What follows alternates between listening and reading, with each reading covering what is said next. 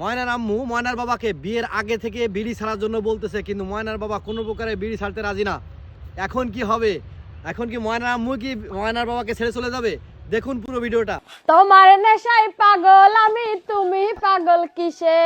বিয়ের আগে বিড়ি খাইছি, তুমি করছো নিষেধ। বিড়ি খাওয়া ছাড়তে পারবো না বন্ধু তোরে ভালোবেসে। বিড়ি খাওয়া ছাড়তে পারবো না বন্ধু তোরে ভালোবেসে। ছাড়তে পারবা না বিড়ি? না।